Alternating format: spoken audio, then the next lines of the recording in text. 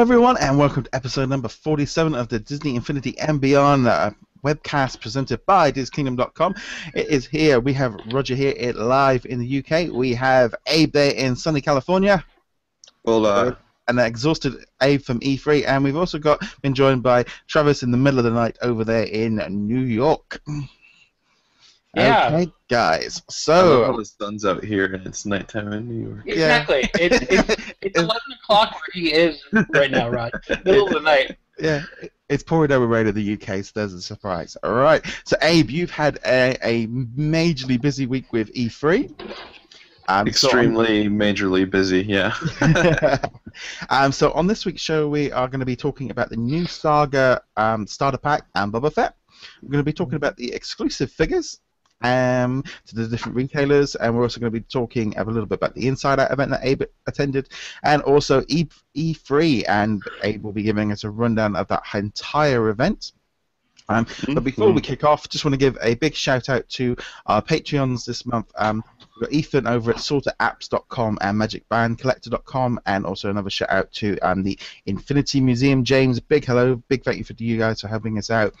And yep, I think that pretty much is going to kick off the show. So let's start off with the Saga Edition Boba Fett. So let's throw this one over to Abe. What do you think of this one? And you've seen Boba Fett up in person. It's especially after having a conversation with JB and a few of the producers, it makes sense that they're going with releasing a figure for the special edition. But what I do like about it is they do make it feel like it's a collector's edition, because it is exclusive for more than just 30 days like Hulk was. Yeah. So, but other than that, I mean, it's cool. You have your 2 play sets, and you have Boba Fett. Boba Fett's freaking awesome. So. Yeah, I mean, JV has confirmed that that Boba Fett will be available as a single figure in January 2016. So, if you're on PlayStation and you don't want to, and you do want to wait, it will be out singly. So it's nothing in this box is exclusive to PlayStation for too long. Right. And then you also get that Rise of the Empire playset, which is available a month before it's going to be out for everybody. Yep. Yeah, and it's on PlayStation 3 and PlayStation 4. What's the retail price out in the US? I believe it was $115. Yeah, it's coming up about £90, £105 in the UK. I know I'm waiting to head into town next. I'm going to be placing my pre-order for this. It just literally makes no sense for me not to. I'm on the PlayStation 4. So, what else do you think about this one, Abe? Well, it's great, the fact that we're getting not only a playset that's exclusive, but just overall Boba Fett in general. I did get to see a lot of gameplay with him, and he is a lot of fun. Just his new fight style. His reminiscence to the old toy. I mean, it's just cool, and obviously, instant gratification is always better than waiting. So, I think it's cool. It's a nice little idea. I mean, I am still a little bummed that we're not getting a collector's base, but hey, you can't have it all the time, so it's cool. Yeah. What about you, Travis? I was fortunate enough to be live when JV was on. Live online here, I should say. Yeah. When JV made the announcement at the PlayStation event, and almost immediately both the chat in the PlayStation live stream from E3 and my phone was right next to me while I was doing the report up for the website, and my Twitter was exploding with all my Disney Infinity friends just going crazy. Response was overly favorable.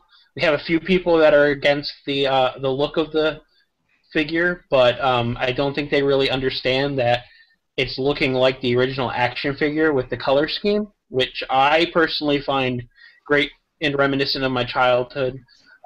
But people are really excited. I saw gameplay at the Toy Box Live. They had Boba Fett in there, and I liked how he was playing around. I do like the fact that they have made it so. Certain characters, they mentioned Boba Fett and they mentioned the Inside Out characters. They have different moves inside the play sets rather than the toy box. So they had to limit his flying ability in the playset because it didn't play in the playset, but they unlocked unlimited flight in the toy box mode. So I like that little idea because that means that they can do that with other figures, limit certain things, but then unlimit it for regular toy box mode, which I don't believe they've done before. No, well, I think the main reason they've done that with the playset, I'm looking at it, I think the playsets were designed for the characters that were for that one, and then they made the decision to do the whole cross thing, and I think they probably looked at that trying to add wall crawling and flying to some of these toy boxes wasn't going to work. So with taking it away meant that it's basically speeded the process up. I'm not really too worried about specific powers not being available within, if it doesn't make sense. It's like his wall crawling. If the entire toy box has to be completely rebuilt because of one character crossing over, it seems a logical step to just, if it's not really applicable, just remove it to make life a bit quicker. So I think that's more of why those powers, things like the wall crawling and the flight, have been removed, is because it messes up the whole game because for one character's ability.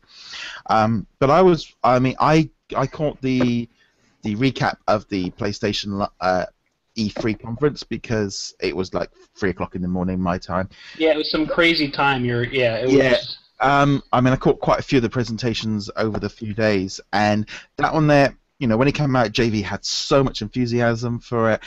He really sort of sold it. But he kept sort of reiterating that point that it's a kids and family game. That's what he kept saying, because obviously he was just in front of Battlefront. He was in front of a hardcore gaming audience. It was a huge privilege for him to be able for Disney Infinity to be on that keynote speech, giving out that presentation about Disney Infinity, because there was a lot of viewers online. It's kind of one of those things, because there was such a hardcore audience watching.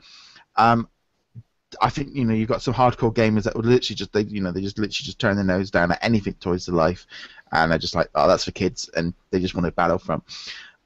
But I think it was a very strong move of putting that keynote speech. It was a major part of PlayStation's kind of announcements. I think the actual starter pack itself, it's kind of one of those. Oh, we've got our extra guest on today. I think actually we're in agreement with what you were saying. Yeah. Yeah, totally agree. All right, go ahead. I think it's whether the actual starter pack. I think it's a great set. I know I'm going to be buying, but then I'd be buying that all independently anyway. Right. Same here. I love the idea that I can get Rise of the Empire early. Boba Fett being 3-4 months early, a lot more sense than the Hulk did last year. And I'm going to be honest, the big base, I'm glad I haven't got another one, because it sits on top of my wardrobe, never coming out because it's too big and too ugly to kind of come out on display. Yeah, but your wife would have liked this one. Yeah. She totally would have liked this one. So I'm kind of looking at it like it's not a major. I don't view it as a major problem to me.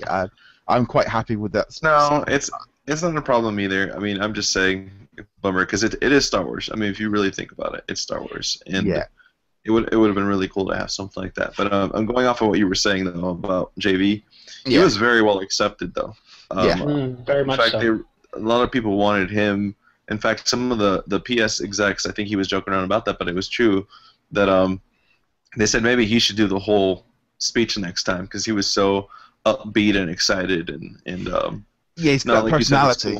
Yeah, he has a personality. So yeah, and that came across really well. I just think it was a fantastic experience to have. Unbelievable. Them on the show, just doing all that introduction and just getting Disney Infinity out on the mainstream. I mean, PlayStation were, in general, they were pushing all their sort of exclusive content that they've got this year, and Disney Infinity having that is good. Now, there is obviously Xbox and Wii owners that are kind of going, well, we can't get it. Why aren't we doing it early? I can see why, in some ways, to try and do two different SKUs of different starter packs for every single brand is just too much. And also, PlayStation paid the money to have an exclusive item, and this is basically, and again, it's just timed exclusive, nothing long term. Well, JV did mention that they did approach Nintendo and Microsoft, and unfortunately, they just didn't have that availability for that. So yeah, I'm guessing PlayStation's like, hey, we'll take it. Yeah, I'm guessing Nintendo had their other big sleeve up, the big thing item up their sleeve with those Skylander Amiibo crossovers that they didn't really feel the need to do anything this year. That's my. And Xbox didn't say zip about anything Disney Infinity, which was I found interesting at their event. Yeah, well, I'm guessing if they knew that Disney were a part of their show, they wouldn't be doing any announcements for that. Yeah. Okay, so anything else you guys want to add on that Saga starter set before we move on to our next subject? Nope. I mean, mad props to JV for a great performance. I mean, last year at Sony PlayStation, one of the executives from Sony and was the one that announced the collector's edition very briefly. But to have JV up there for 3.5 minutes, he said it was great. It was an honor to JV, and he was honestly. I sat through almost 2 hours of stuff that I could not care less about. Unfortunately, I'm not a really hardcore gamer, and a lot of the executives probably didn't really help out the fact that they were lacking in personality. So they presented these things, and it's like, well, okay. And then JV came out, and it just made everything that energy just carried the rest of the show through. So, which was only like one or two more things after that, but still. Okay, I think that's pretty much going to wrap up that one. I think I think that was definitely the major news out of the event. Okay.